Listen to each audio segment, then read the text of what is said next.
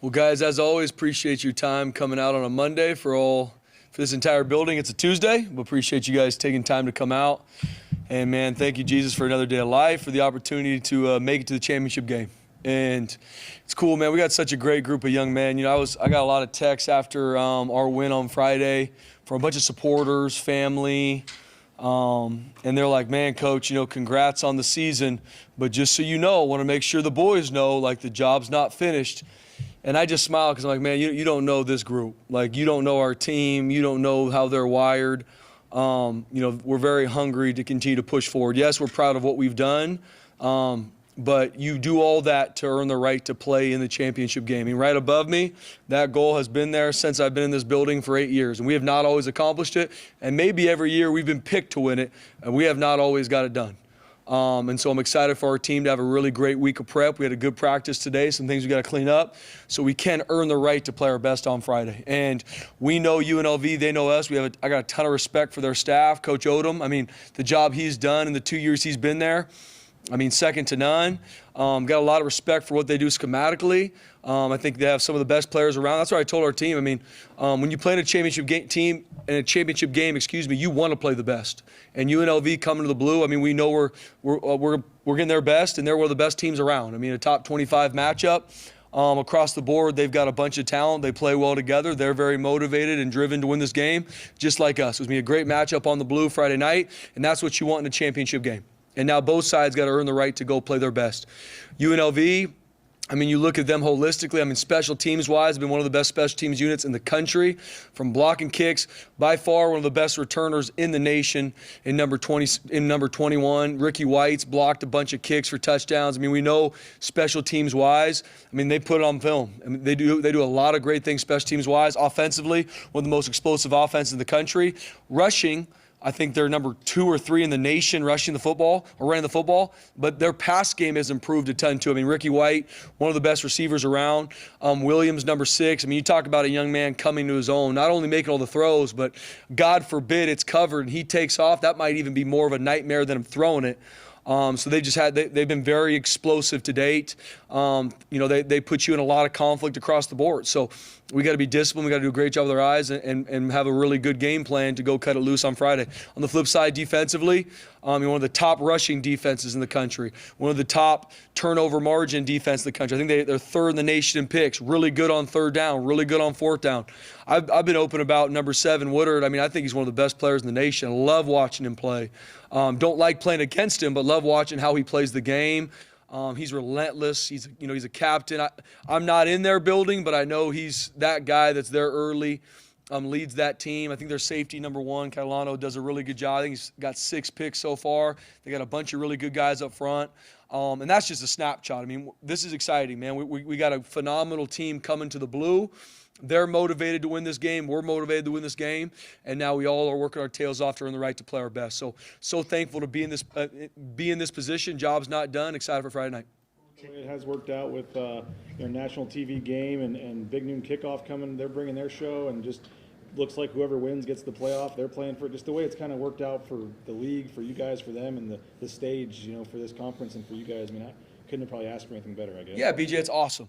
And that's what I told our team. And I'm sure Coach Odom's telling UNLV the same. But I told our team, guys, this is why you come to Boise State. You came here because you want to earn the right to play and win championship games. Not because of what I have done, because of the years and years of success that has built this place and pushing it back to the standard and to where we need to go forward. So it's awesome. I mean, Big Noon Kickoff, Friday night championship game, everything on the line, all chips on the table. Like, let's go. Put the ball down. I joke with our staff. I'm like, guys, I don't want to peak too early, but I'm fired up. I want our team to be on a good simmer throughout the week. But we had a team meeting yesterday, and it was on because it's exciting. I mean, all the work, the blood, the sweat, the tears from January to now on both sides, Boise State, UNLV, to come to a crux on Friday night, awesome. Can't wait. There's been talk, maybe this is the biggest game in Boise State history. Maybe this is the biggest game in G5 history. Looks like ticket sales are going pretty well. What do you expect from the atmosphere there on Friday? Yeah, it's going to be awesome. I mean, it's Bronco Nation shows up no matter what. I have no doubt their support, who they are. This is going to be a sellout. And then you add on top of it, championship game, all the implication, everything we're talking about. I mean, it's been a phenomenal atmosphere for a championship game. What about the Spencer? Oh, sorry, man, I forgot what I was going to say here. You can ask whatever you want, John. Favorite movie? The advantage of playing this game at home. What is it schematically? I mean, it feels like a really big advantage that they have to come here. Yeah, playing on the blue. I mean, and we talked about this before. I mean, the best teams win at home. I mean, that's just. You look at all the stats of the great teams that play really good at home over the years. You got to play good at home. And playing in front of Bronco Nation on the blue, absolutely. It's also something that I told our team. I've been a part of 2 championship games that we've lost right there on that field, where everybody thought, oh, we're playing them at home, we're going to win, it's going to be awesome. Did not happen. And I've seen 2 teams celebrate and carry the trophy out of that stadium on the blue. Those are moments you never forget. And it sounds good, it's motivating, whatever. We got to go earn the right to make sure that doesn't happen. And UNLV is working their tail off to make sure they take this trophy home with them. So playing at home is a big deal, Johnny. Now we got to protect the blue. Going back to that game in Vegas, what bugs you about that game? What are you dying to fix this week? Yeah, when you leave a game, Mike, there's a lot of things you want to fix to learn and grow. And from that game, they're watching that game, we're watching that game, they're watching us since then, we're watching them since that point. And there's a lot of things that we're better at to this point. There's some things that we got to continue to fix because they created some schematic issues. They created some one-on-one personnel issues that we got to have answers to fix. So it's all going to come down to fundamentals and technique. At this point in the season, there's not some brand new schematic answer to fix things. It's a fundamental and a technique, and then whatever side of the ball in all 3 phases playing together and doing their job. That's what it's going to come down to. They're explosive. We're explosive. In all 3 phases, who's going to do their job the best and make the plays they should make. It's a different feel when you play somebody for a second time, and if so, like last year we did it. It was a one. Yep. It was the first game. How does the first game, you think, affect the preparation or the actual game the second time? Yeah, Bob, I think whenever you play a team twice, you know each other better than any team you've played to that point. From schematically to personnel-wise to how the game flow goes, how they're going to respond to things, how we're going to respond to things. And we knew going down to UNLV, it was going to be an absolute heavyweight fight, and it was. And here we go, round 2's on the blue. And no different.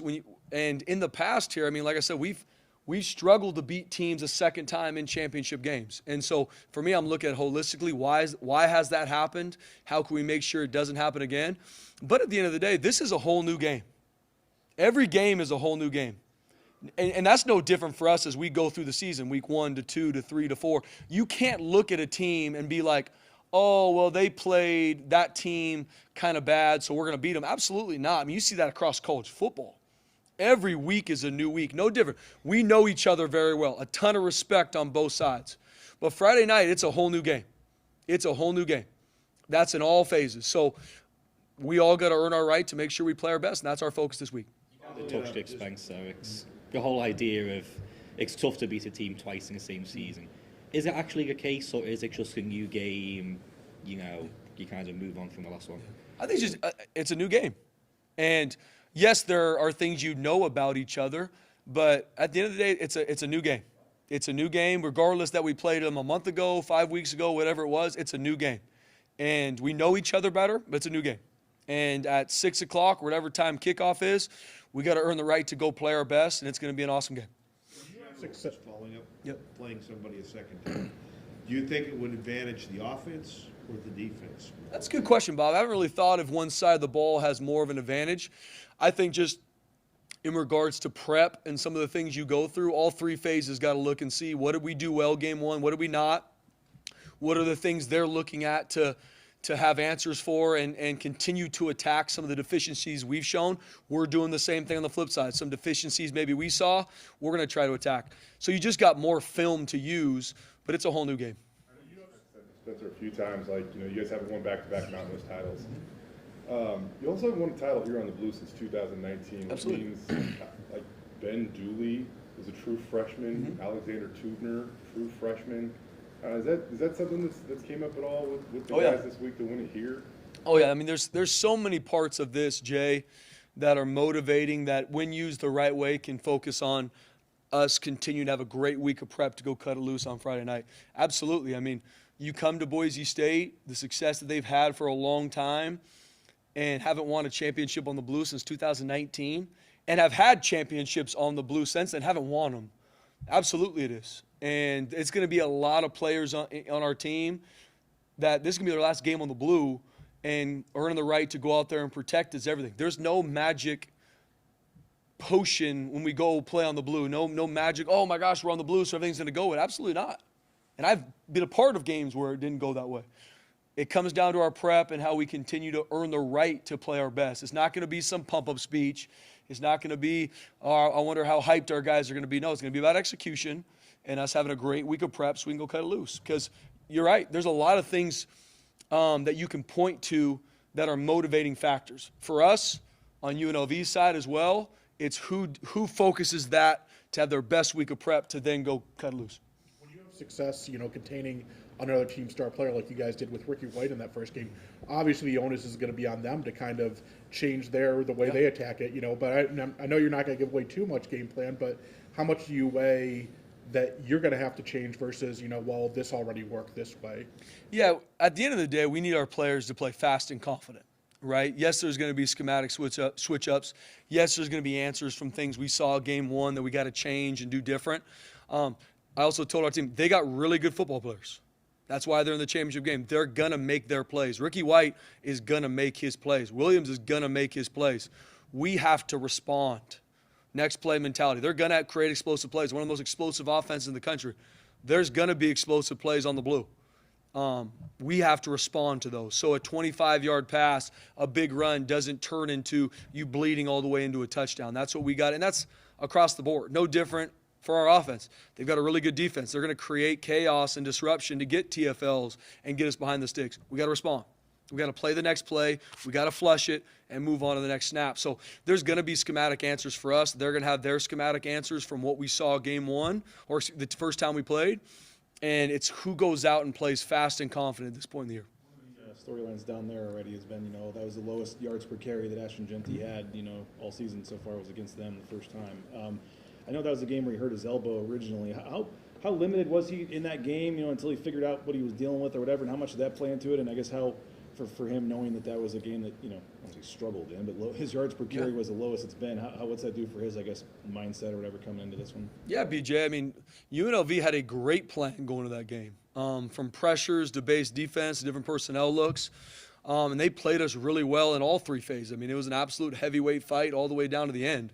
And so absolutely, I mean, they did a great job against our run and pass game. We made our plays just enough to win the game, but it was a heavyweight fight. So we got to find ways to be more explosive offensively. Ash did get banged in that game. He's a warrior. I mean, he's been getting banged up in every single game we play. Carries the ball 35 times a game. So by right now, it's week 13 or game 13 of the season. He's fighting his tail off to continue to get healthy, to play his best. In that game, he got banged up, but he's an absolute warrior. And I know we're going to see no different on Friday. I just couldn't tell with the blue sleeve did he still wear that brace in the Oregon State game, or is he getting healthier there? Yeah, he's getting healthier. Yeah, his elbow's getting better. I think right now we're just taping it, and he's healing. Kind of on that same note, I think one of the biggest differences in this game is the fact that you probably are going to have two of your top 8 players on the roster back on this game that you didn't have for that game in Roger Carrion and Mason Randolph. So how much of a difference will those guys make in a matchup like this? Yeah, it's big. I mean, as you get through a season, when you lose guys early, finding a way to get them back as the season is coming closer to an end is huge, especially with Roger and Mace. I mean, two of our better players, especially two of our leaders. Yes, they're rusty. Yes, there's things on film that I'm excited for them to improve on, but you talk about just the mentality of our team when they're out there. It's huge, getting those guys back, get healthy. No different on the flip side. I mean, UNLV's gotten some guys back. I know number 21's healthy, rolling. So that's always what you want is for you to, yes, you get guys banged up throughout a season, especially a long, grinding season. I mean, we've been playing 1 week at a time for 3 months now. Being able to get some guys back, get some guys healthy. We still got some guys out that it's still next man up mentality. I mean, it's the way it is right now in college football. No one's going to feel sorry for guys that are for a team that has some guys out that are good players. Next man's got to stand up. We do got some guys back that are going to help. Did you notice anything different with Randolph back at center? And did he exceed your expectations with 30 snaps? I mean, like what I mean, how do you think he did overall, given the fact that he's missed 3 months? Yeah, I mean, I'm so proud of Mason and Roger fighting their tail off to get back, get healthy. I really don't think that's common in college football. I think the easy thing would be to do is I'll see you guys in the offseason. And those two young men love their team, and they're relentless competitors. So, I mean, Roger being able to play Wyoming, play the entire game against Oregon State. Mace was able to play over 30 snaps. He did a really good job. There's some things, obviously, looking at it that got to knock some rust off. But, man, it was awesome to get those reps underneath them. And now being able to go into UNLV and be able to get those two guys full time is going to be huge. I mean, got to give a shout-out to Zach Holmes, too. I mean, a guy that, just continues to step up and help our team. A guy that is one of the fan favorites on our team as well. Just a phenomenal personality. Our players, I mean, they're so close with each other. They love Zach Holmes. He stepped up and done a really good job. Getting a Mason and Roger back, I was joking with our O-line a week ago. I was like, boys, we're getting the band back together. It's just you can feel that with them, like the confidence that, I mean, Ben Dooley, Cage Casey, who've been just battling week after week after week. Hall Schmidt getting injured, find a way to battle. Big Lou, I mean, I can go through the entire O-line about just Coach Keen's done a phenomenal job with those guys, rotating, finding. I mean, and now we've built depth. We've had guys that had to step up, and we're excited where we're at now. Possible chance you get Tubner back even in limited action this week? Or? I hope so, BJ. Today at practice, he was able to do some stuff. Hopefully we get him back this week in some form or fashion. It was awesome getting him out there with cleats on, doing a lot of things. He's such a warrior. He will be ahead of schedule of any doctor. I know that. It's going to be close, though. But he did some stuff at practice today. Marion McCoy, 3 pass breakups. And I think the thing that I noticed was the first one, he kind of had that chance to return it for a touchdown and for sure. Yeah, did. for sure, yeah. But he kind of was upset after that. And then the last one, it looked like he had a chance, but he didn't even try. He just fourth down situation, he just knocked it down. Yeah. Just to play that smart, and that unselfish. What's that say about him? Yeah, I mean, Amara McCoy, so proud of him, especially like we've talked about before. I mean, against Wyoming, he did not play well. He didn't. He didn't respond well to adversity. Didn't play well. Seeing him come back, have a great week of prep, get challenged, because when you put stuff on film, you're going to get challenged here. Got challenged, and how he responded and how he played against Oregon State. Still some things to clean up. I mean, that should have been a pick 6 that he dropped. But even that, instead of going in the tank and frustrated about and thinking about the play that happened and then letting it affect other plays, he moved on from it. He was a great teammate, a great leader, and battled the entire game. Had some really good tackles, too. Very, very proud of him, and we're going to need all bit of that this week. How much of a boost is it to have Andrew Simpson back in the lineup? It's awesome. I mean, for our defense, who he is, I mean, he's one of the best blitzing linebackers we've had here.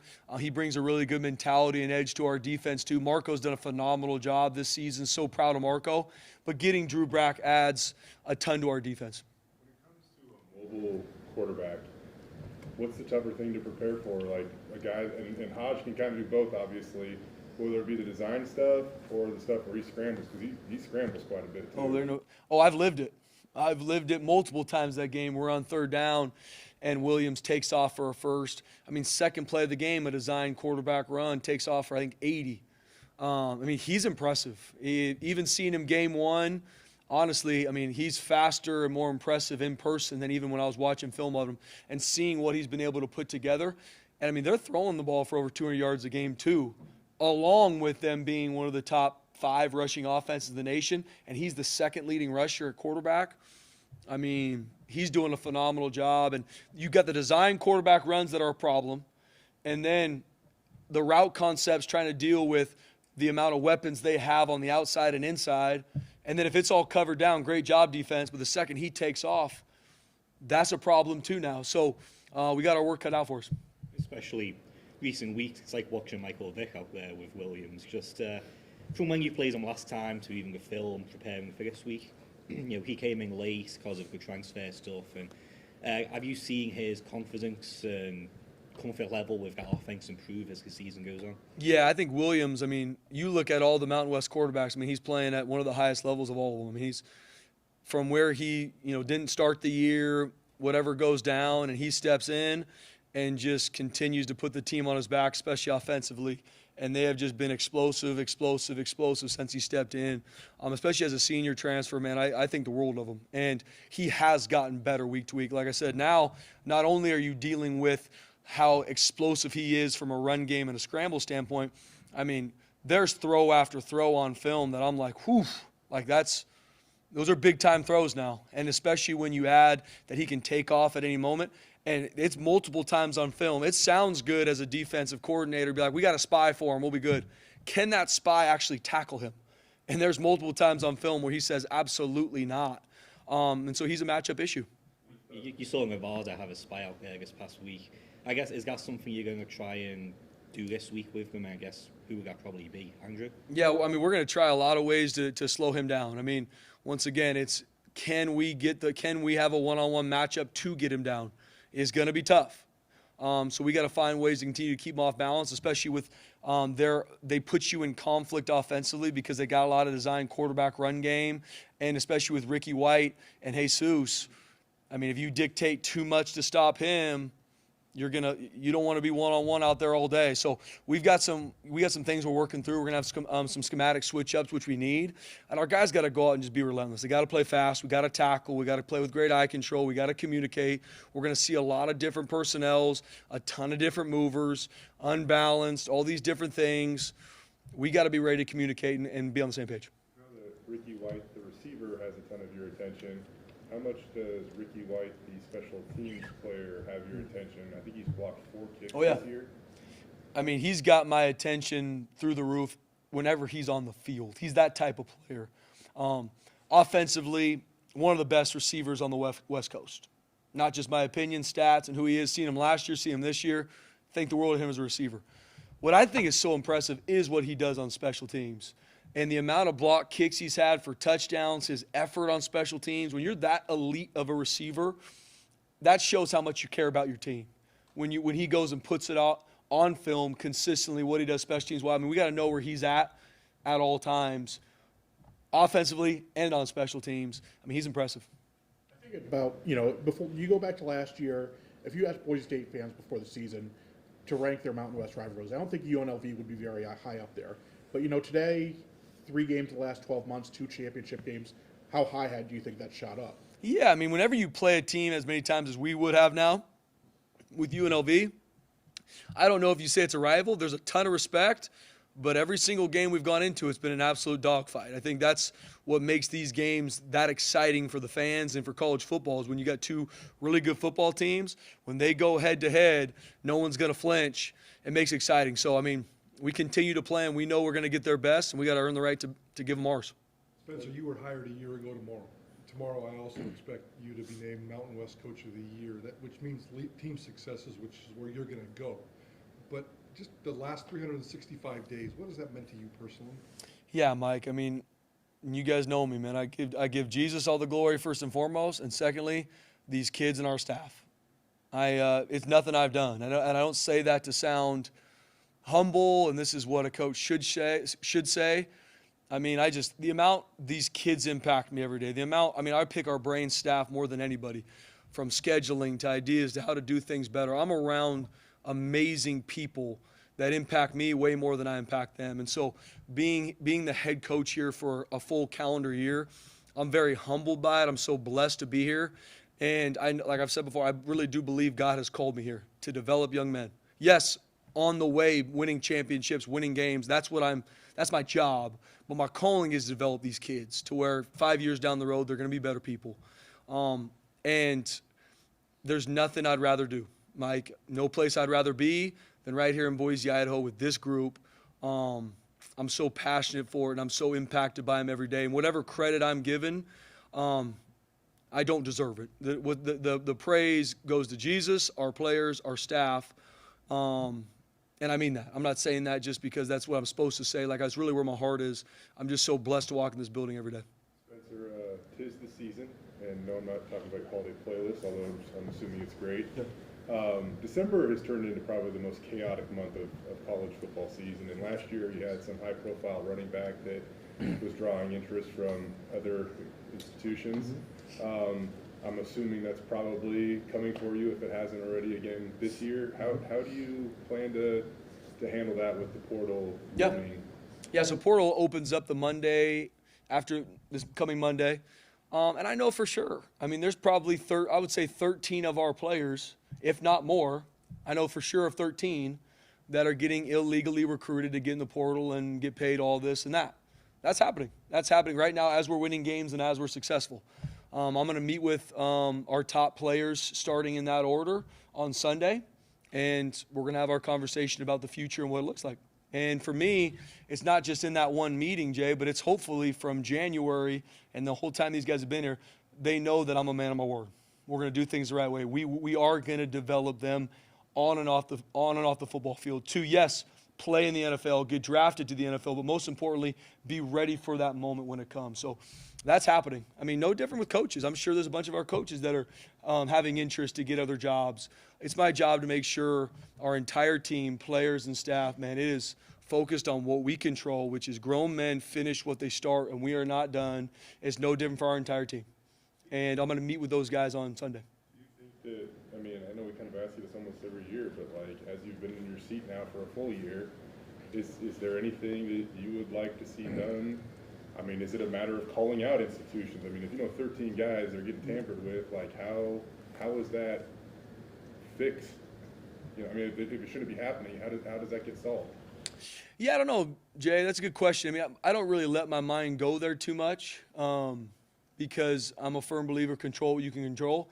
I don't control those things. I do control how I build these kids, and I do control how we support them, love them, take care of them, make sure they know they are valued here in all facets. That's what I focus on, and that's what I control, and that's what we're going to focus on every single day. And we're going to focus on that going forward. And I believe in this group that they're going to want to be a part of it and continue to push the needle forward like we've already done this year and even continue to push to new heights. So that's what I'm hanging my hat on in regards to how to get some of those things fixed. I don't have the answer, and no one's calling me to ask my opinion. I'm not going to waste time trying to think of it because it's not my place. I'm going to focus on doing the best job I can with these young men and developing them for life, and no different in recruiting. No different with the high school players we recruit, the junior college players we recruit. I'm very open about what it is here. We don't need to find 200 players that fit Boise State. I need to find the right 20, 25. That's it. And we will find the guys that are wired, the guys that are built different, the guys that want to be a part of a family. We're going to find those guys. And no one might know a lot about them as freshmen, but I promise you when they're sophomores and juniors, they'll be some of the best football players in the country because I know how they got it here. So that's our focus. And we're going to continue to do that and push forward. And for our guys that are getting illegal recruited, I say 13 just because I know how talented these are. If they're getting called or not, I'm more assuming that that's happening. We'll have those conversations and we'll keep pushing forward. How do you feel about, sportsmanship? I know you love college football. Winning a game and planting your flag on their field. Or, hey, I don't like you. I'm not going to shake your hand pregame. We're just not going to do it. Does that bug you at all? Yeah, I mean, at the end of the day, especially as coaches, and trust me, I've been fired up and intense a lot. But hopefully, and I'm not by any means saying that this is me all the time, so make sure we take this the right way. We should model that for our players. Yes, I've been fired up. Yes, I've probably tried to chase somebody around to get them before them. So once again, I'm not saying me, but I think we as coaches got to work to model that. Now, what you love about college football, it is intense. There are rivalries. There's in-state rivalries. Yes, I saw a bunch of this stuff with planting the flag. I'm not going to speak a lot to that. I have not been in that situation, so I can't sit here and say what I would have done or not done because I haven't been in that situation. I do know tempers fly and there's a lot of emotion, but something I always work to do, by no means do I do it the right way all the time, is model what it looks like to be a man of character and sportsmanship. Even when, as a competitor, the hardest part is when you give your everything and come up short. I get it. I mean, I'm watching some of these videos. There's a lot of things going on in college football. Rivalry week was a lot to watch. You mentioned the coaching staff. They mentioned twice on the broadcast that basically Nate Potter's taking over as OC. Did they misspeak, or is there a plan in place there? Or anything Yeah, still working through it. I mean, that's something I'm going to handle after the championship game, and we'll cross that bridge next week. Ashton Genty has rushed for more yards through 12 games than any other human to play this game in a quarter of a century. This last weekend after the Colorado game, Deion Sanders said that the Heisman race is pretty much over and locked up. Do you feel like the Heisman race is over and locked up? Absolutely not. And I'm not going to speak a lot to the Heisman yet. That is going to be coming from me here soon. Ashton Genty's the best football player in the country. And for me, if you're one of the best players in the country, you play in a championship game. Great, thanks, guys. Thanks, guys.